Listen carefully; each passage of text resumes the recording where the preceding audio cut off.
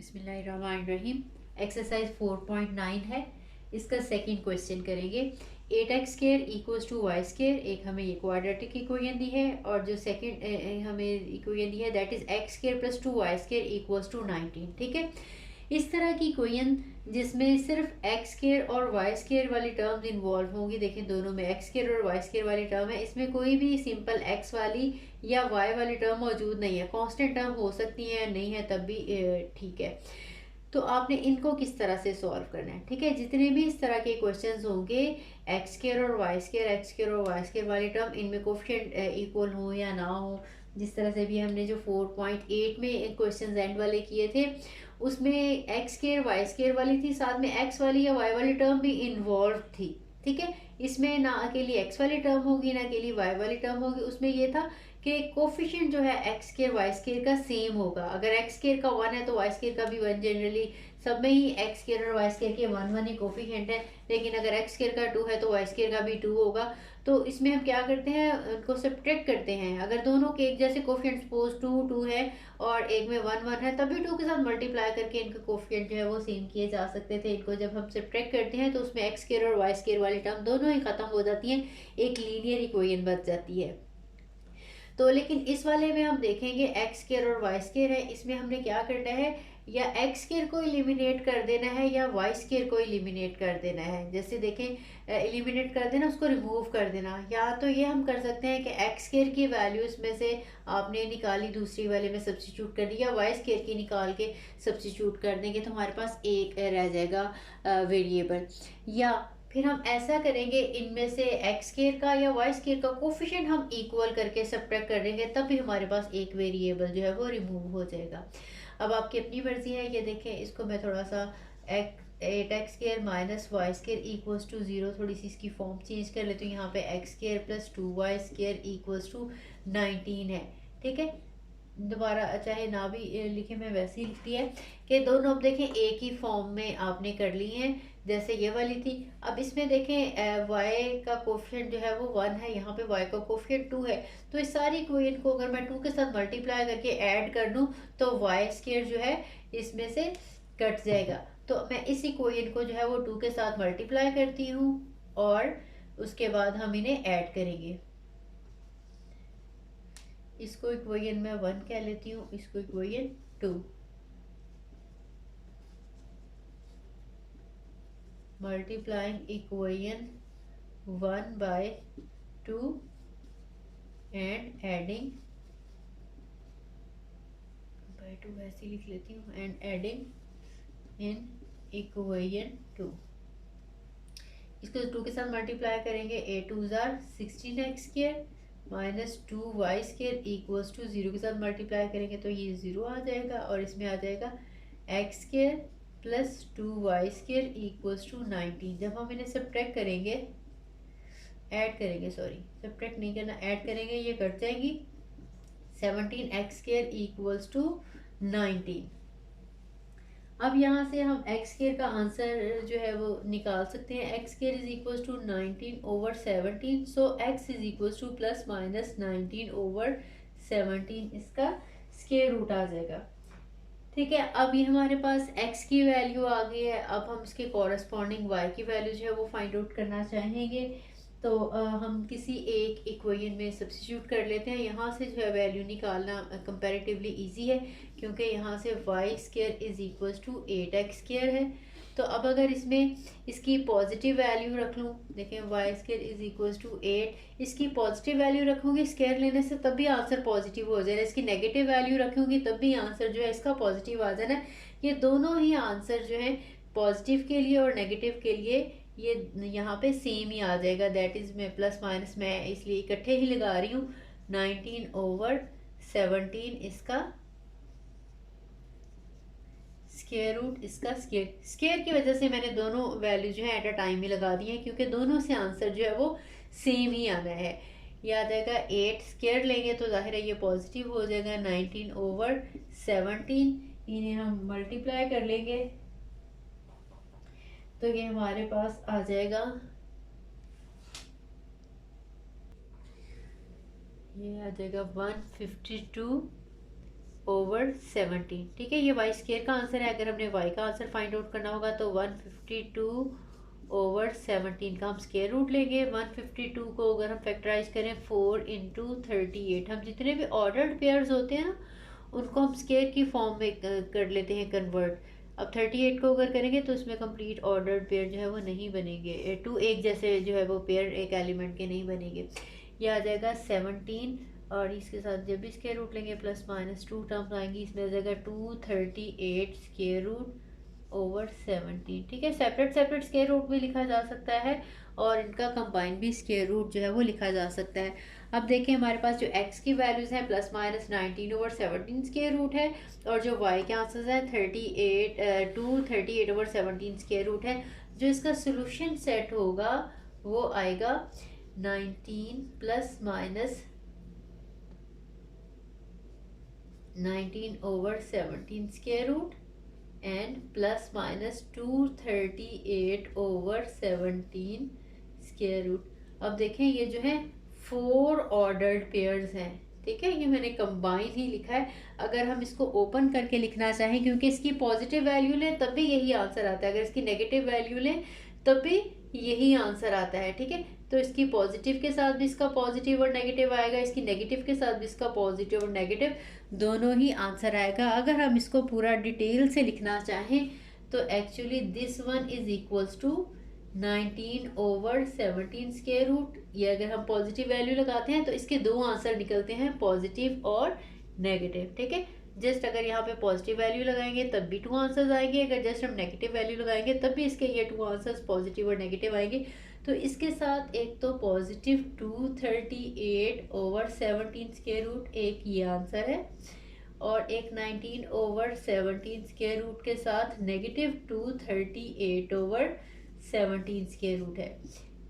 ठीक है, ये दो ऑर्डर्ड पेयर हमारे ये वाले हो गए। अब अगर इसकी हम नेगेटिव वैल्यू लेते हैं, नेगेटिव 19 ओवर 17 का स्केयर रूट लें तो इसके साथ भी आंसर पॉजिटिव भी आएगा और नेगेटिव भी आएगा। 238 स्केयर रूट ओवर 17,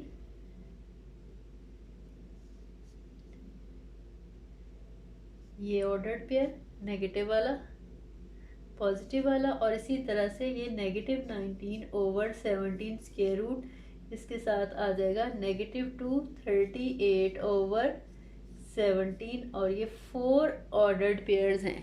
ठीक है, इसके साथ पॉजिटिव टर्म के साथ पॉजिटिव वाला और नेगेटिव वाला भी ऑर्डर्ड पेयर, और फिर नेगेटिव वाले के साथ पॉजिटिव वाला और नेगेटिव वाला। इन 4 को अगर हम कंबाइनली लिखना चाहें तो plus minus 19 over 17 square root और प्लस माइनस 238 ओवर 17 जो है वो स्केयर रूट। इसके जो है जितने भी क्वेश्चंस हैं स्टार्ट वाले 4.9 के, जिनमें जस्ट एक्स और वाई है और अकेली एक्स और वाई वाली टर्म में क्वेश्चन नंबर 3 तक हैं, ये सारे आपने इसी तरह से करने हैं। इसके बाद जो नेक्स्ट है इनमें थोड़ा सा डिफरेंट वे से होंगे, क्योंकि इसमें एक्स वाई वाली टर्म इन्वॉल्व है या खाली एक्स वाली या वाई वाली, उसको हम कैसे सॉल्व करेंगे वो अब बता देती हूँ। क्वेश्चन नंबर 5 है। अब देखिए इसमें एक्स वाई वाली टर्म भी है, इसमें just X square Y square है, इसमें एक्स स्केयर वाई स्केयर के अलावा ये एक एक्स वाई वाली टर्म है, इस वजह से इसको हम उस मेथड से सॉल्व नहीं कर सकते। ठीक है, आपने अब क्या करना है कि इसमें से एक ही इक्वेशन जो होगी ऐसी होगी जिसकी हम फैक्टराइजेशन कर सकते होंगे। ठीक है, ये देखें ये एक्स स्केयर वाली टर्म है, वाई स्केयर वाली और एक्स वाई वाली टर्म है, इसकी अगर हम पेयर्स बनाएंगे तो वो हमारी एक लीनियर इक्वेशन बन जाएगी। 2 फैक्टर जो सेपरेट सेपरेट होंगे तो 2 लीनियर इक्वेशन बन जाएंगी। उन दोनों लीनियर इक्वेशंस को आपने इसके साथ सॉल्व करना होगा, जैसे 4.8 के स्टार्ट वाले हमने क्वेश्चन किए हैं। तो इसमें से ये जो इक्वेशन 1 है इसकी हम फैक्टराइजेशन करते हैं और उसको इक्वेशन 2 के साथ सॉल्व करना पड़ेगा। अब देखें इक्वेशन 1 की फैक्टराइजेशन करते हैं। From 1 12x square minus 16x Y है और माइनस 9xy है। जब इन्हें हम मल्टीप्लाई करेंगे तो वही आएगा जो 12 को 12 के साथ मल्टीप्लाई करेंगे, यानी 144, और इन्हें जब हम इन्हें ऐड करेंगे तो ये नेगेटिव 25xy आ जाएगा। ठीक है, plus 12y square equals to 0। अब इसमें से हम कॉमन ले लेते हैं, इसमें से 4 कॉमन आ सकता है, 4 और x कॉमन आ जाएगा।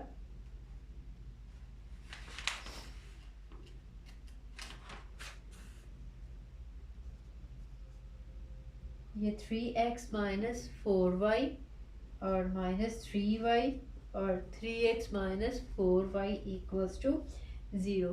तो यहाँ से हमारे पास एक पेयर आ जाएगा, एक फैक्टर 3x माइनस 4y का और एक फैक्टर 4x माइनस 3y का इक्वल्स टू 0। अब ये दोनों फैक्टर जो है वो 0 है, तो इसको हम कह सकते हैं कि 3x minus 4y is equals to 0 और 4x minus 3y is equals to 0। ठीक है, अब ये हमारे पास दोनों है, इसको मैं 3 कह लेती हूँ और इसको मैं 4 कह लेती हूँ। आपने इस 3 को भी आपने इस की, क्योंकि जो है वो फैक्टराइजेशन की है, यहाँ से दोनों निकाले हैं, तो आपने इनके साथ सॉल्व करना है। ठीक है, इसमें ये नहीं है कि अपनी मर्जी है इसके साथ सॉल्व कर लेंगे, इसके साथ सॉल्व कर लें। वो जो हमने 4.8 में किया था, इन दोनों को कंबाइन करके हमने एक लीनियर इक्वेशन निकाली थी। उसमें से क्योंकि वो दोनों की कंबाइंड इक्वेशन थी, तो इसके साथ भी सॉल्व कर सकते थे और इस इक्वेशन के साथ भी। लेकिन इसमें ये जो दोनों लीनियर इक्वेशन बनी है, इसी एक इक्वेशन से बनी है। अब आपने इसको इसके साथ सॉल्व नहीं करना, इस लीनियर इक्वेशन को भी सारा इसके साथ सॉल्व करेंगे और इस वाली लीनियर इक्वेशन को भी इसके साथ सॉल्व करेंगे, जैसा कि 4.8 के स्टार्ट वाले क्वेश्चंस में किया था। और सिंप्लीफाई करेंगे, ये भी आंसर्स हम लिखेंगे और ये वाले आंसर्स भी हम लिखेंगे, सारे के सारे आंसर सॉल्यूशन सेट में आएंगे। अब यहाँ से देखें, फ्रॉम इक्वेशन 3 किसी एक की वैल्यू हम जो है वो फाइंड आउट करते हैं, x की निकाल ले या y की निकाल ले। तो यहाँ से हम जो है x का आंसर निकाले थे, 3x is equals to 4y। This implies that x is equals to 4 over 3y, ये इसके साथ डिवाइड हो जाएगा और इसको सब्स्टिट्यूट हमने करना है इक्वेशन नंबर 2 में।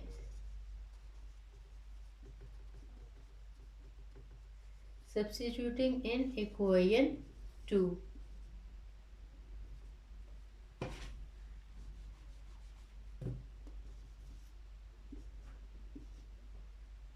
ये हमारे पास आ जाएगा 4 over 3y square plus 7y square equals to 148। ठीक है, इसका हम स्क्वेयर ओपन कर लेंगे, 16 over 9y square plus 7y square equals to 148। This is equals to 64 over 9y square plus 7y square equals to 148। अब हमने या 9 के साथ एलसीएम ले लें या कह लें सारी कोई इनको 9 के साथ मल्टीप्लाई कर ले। जब सिंप्लीफाई करेंगे तो हमारे पास आंसर आ जाएगा 64 वाई स्क्वेयर प्लस 7 को 9 के साथ हम मल्टीप्लाई करेंगे तो 63 आ जाएगा। वाई स्क्वेयर इक्वल्स टू 1332 आ जाएगा। ये 63 और 64 को ऐड करेंगे तो ये 127 आ जाएगा। 127 Y square is equal to 1332 आ गया। और यहाँ से हम y का आंसर आपने निकालना है। वाई स्क्वेयर का आंसर आ जाएगा 1332 डिवाइडेड बाय 127। और इसके बाद आपने इसका स्क्वायर रूट लेना है। y is equal to plus minus, इसका जब हम स्क्वायर रूट लेंगे, इसकी हमने फैक्टराइजेशन करनी है 1332 की। तो हमारे पास जो है 4 इंटू 333 ओवर 127 आ जाएगा। 127, तो ये हमारे पास आंसर आ जाएगा 2333 ओवर 127। साथ में आ जाएगा प्लस माइनस, दोनों सिंबल आ जाएंगे।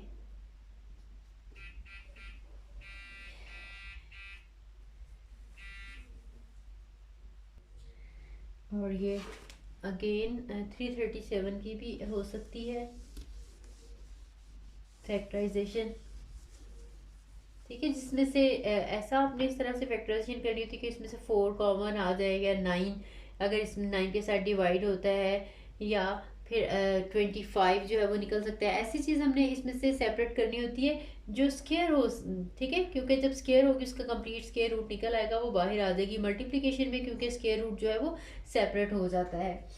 तो ये y हमारे पास आ जाएगा प्लस माइनस 2 टाइम इसकी 333 की फैक्टराइजेशन करेंगे तो ये 9 इंटू 37 आ जाएगा, और नीचे 127। 9 की फैक्टराइजेशन जब स्केयर रूट लेंगे तो वो 3 आ जाएगा, 3 टू ज़ार 6 हो जाएगा। 637 ओवर 127 का स्केयर रूट हमारे पास आ गया। ठीक है, अब हमारे पास ये वैल्यू जो है ये y की आई है। अब हमने x की वैल्यू जो है वो फाइंड आउट करनी है।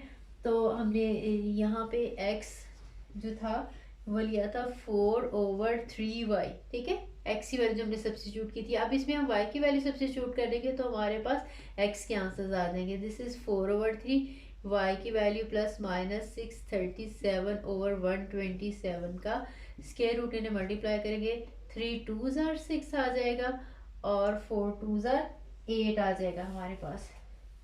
तो ये आ जाएगा प्लस माइनस, ठीक है, इसके साथ आपने कटिंग किया और इन्हें मल्टीप्लाई किया तो ये आ जाएगा 837 ओवर 127 का स्क्वायर रूट। तो ये जो हमारे पास यहाँ से x और y की वैल्यू, ये x की वैल्यूज़ हैं 2 और ये 2 जो है वो y की वैल्यूज़ हैं।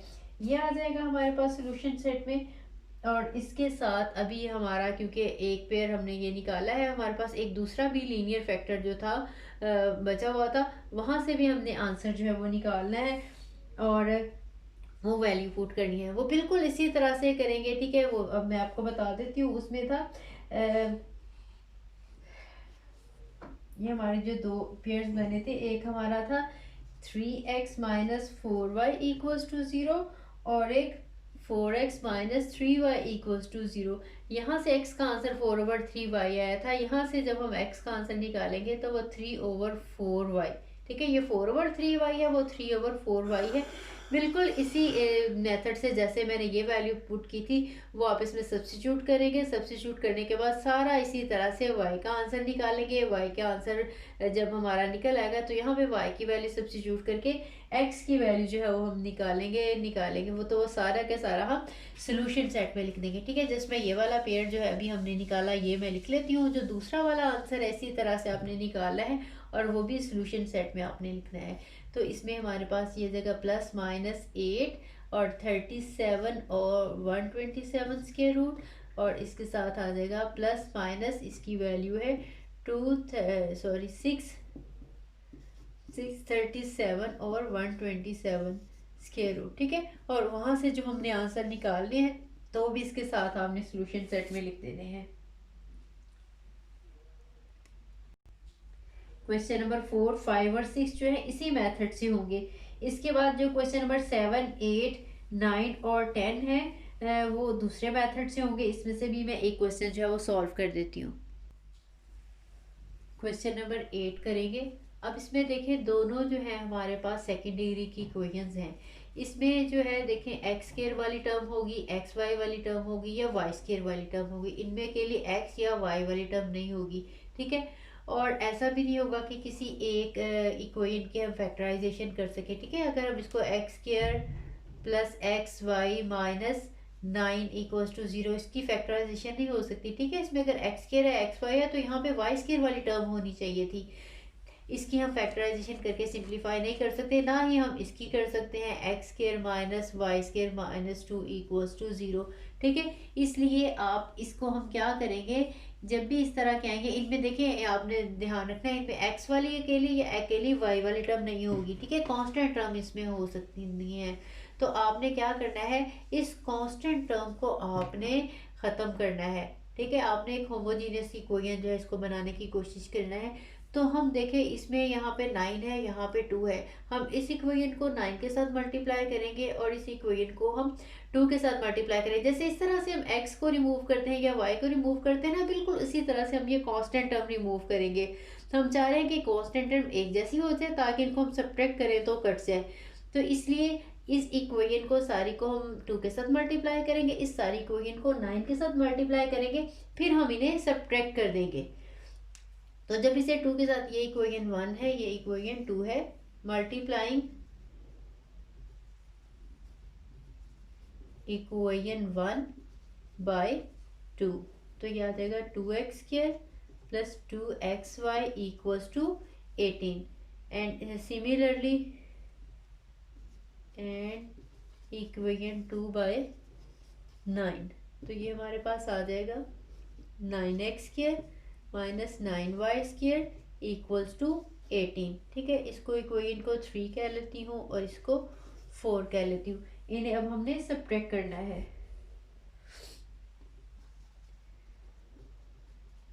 Subtracting equation 3 and 4। ठीक है, 3 में से 4 सब्ट्रैक्ट कर लेंगे, 4 में से 3 सब्ट्रैक्ट कर लेंगे, एक ही बात है।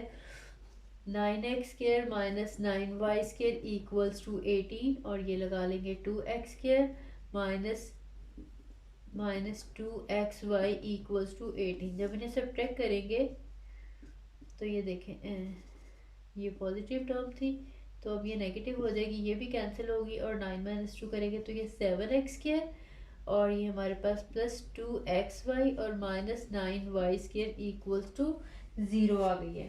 ठीक है, अब इसमें हमारे पास देखें, अब ये प्लस 2xy था, सॉरी इसमें प्लस 2xy था, अब यहाँ पे ये माइनस 2xy हो गया। अब ये जो हमारे पास इक्वेशन बनी है इसकी हम फैक्टराइजेशन कर सकते हैं। ठीक है, इसकी ये जो है 7x² minus 2xy minus 9y² है, इसमें हम फैक्टराइजेशन इसकी करेंगे, इसके पेयर्स बनाएंगे और फिर वहाँ से लीनियर इक्वेशंस आ जाएंगी हमारे पास। तो इसके पेयर्स बन सकते हैं 7x² माइनस 9xy और प्लस 7xy। ठीक है, 9 और 7 को मल्टीप्लाई करें, वही जो है 9 और 7 और इन्हें जब हम इन्हें सब्ट्रैक्ट करेंगे तभी हमारे पास -2 आ जाएगा और जब मल्टीप्लाई करेंगे तो 63, इन दोनों के मल्टीप्लाई करने से 63 ज़ाहिर है, ये तो है ही 7 और 9, तो ये भी 7 और 9 है। मल्टीप्लिकेशन का आंसर इन दोनों की मल्टीप्लिकेशन के इक्वल आना चाहिए। अगर यहाँ पे सब्ट्रैक्शन की सिंबल हो तो सब्ट्रैक्ट करने से ये आंसर आना चाहिए, अगर यहाँ पे प्लस की सिंबल हो तो फिर इन्हें प्लस करने से ये आंसर आना चाहिए। ठीक है, तो आपने 9y² इसके ये वाले 2 पेयर्स बन गए। सब्ट्रैक्ट करना हो तो जाहिर है एक पॉजिटिव टर्म होती है, एक नेगेटिव टर्म होती है। जब ऐड करना हो तो दोनों सेम या दोनों पॉजिटिव होंगी या दोनों नेगेटिव हों तभी ऐड होती हैं। जब ऑपोजिट सिंबल होते हैं तो जाहिर है फिर इन्होंने हमेशा सब्ट्रैक्ट ही होना होता है।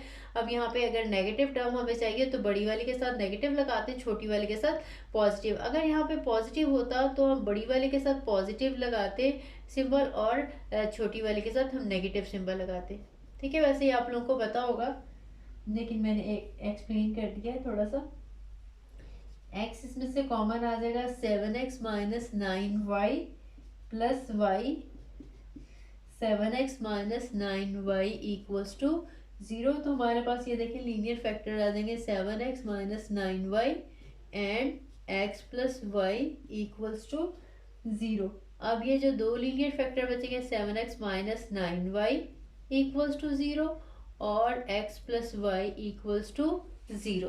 ठीक है, अब ये देखें ये जो हमारे 2 लीनियर फैक्टर्स बने हैं इसको अब हम अपनी मर्जी से इसके साथ भी सॉल्व कर सकते हैं और इस इक्वेशन के साथ भी, क्योंकि ये जो हमारी इक्वेशन बनी है इन दोनों को कंबाइन करके बनी है। ठीक है, ये याद रखना है, मैं आपको पहले भी बताया, इन दोनों को कंबाइन करने से जो इक्वेशन बनेगी उसको हम दोनों में से किसी भी एक इक्वेशन के साथ सॉल्व कर सकते होते हैं। लेकिन अगर हमने किसी एक इक्वेशन में से, जैसे पीछे से पहले वाले में से एक इक्वेशन को हमने सिंप्लीफाई करके 2 लीनियर फैक्टर जो है वो निकाले थे, तो उन दोनों को आपने ऑपोजिट इक्वेशन के साथ जो है वो सॉल्व करना है। अब इसमें क्योंकि इन दोनों को कंबाइन करके ये लीनियर इक्वेशन बनी थी तो अब आपकी अपनी मर्जी है, इन दोनों इक्वेशंस को चाहे इसके साथ आप कर लें सॉल्व, चाहे इसके साथ सॉल्व कर लें। सॉल्व करेंगे तो वहाँ से आंसर्स आ जाएंगे ये सारे। जैसे देखें, अगर आपके पास पहले x plus Y equals to 0 है तो इसमें x इक्वल्स टू -y है, इसमें हम सब्स्टिट्यूट करेंगे, सिंप्लीफाई करेंगे, आंसर निकल आएंगे। फिर इसी तरह से ये सेकंड वाली भी इसमें लगाएंगे। तो पुटिंग इन इक्वेशन 2, सब्स्टिट्यूटिंग लिख दें या पुटिंग लिख दें, x को अपने रिप्लेस कर देना है -y से, -y² minus y² is equals to 2।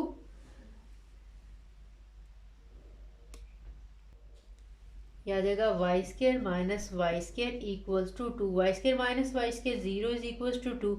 अब 0 और 2 तो इक्वल हो सकते हैं? नहीं हो सकते ना। ठीक है, हम लिखेंगे विच इज़ नॉट पॉसिबल, ये पॉसिबल ही नहीं है कि 0 और 2 इक्वल हो। इसका मतलब है कि ये हमारा जो है ये सोल्यूशन में नहीं आएगा, हम दूसरे वाले यहाँ से सॉल्व करेंगे, वो सोल्यूशन सेट में लिखेंगे विच इज़ नॉट पॉसिबल।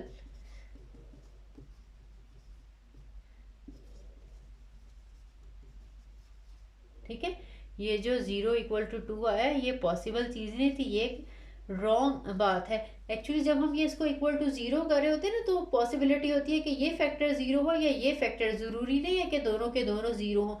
अब इससे देखें ये जो हमारा रिजल्ट निकल रहा है, जो कि बिल्कुल ये एक गलत स्टेटमेंट है, 0 2 के इक्वल आ रहा है, तो ये जो चीज़ है ये पॉसिबल ही नहीं है। तो अब हम इसको सॉल्व करेंगे, 7x - 9y को किसी एक के साथ, इसी के साथ ही सॉल्व कर ले चाहे, तो दूसरा आंसर हमारे पास आ जाएगा। एक के साथ ही आपने कोशिश करनी कि ये जो दोनों निकाले हैं आपने, अगर पहला इसके साथ निकाला है दूसरा भी इसी के साथ निकाले। यहाँ से हमारे पास इक्वेशन थी 7x - 9y = 0, तो यहाँ से 7x = 9y, और इसको हम सब्स्टिट्यूट कर देंगे इस वाली इक्वेशन में, x² - y² वाली में। यहाँ से हम x का आंसर जो है वो निकाल लेते हैं, x = 9/7y, तो इसको हम सब्स्टिट्यूट कर देते हैं इस इक्वेशन में। ये है 9/7y² - y² = 9।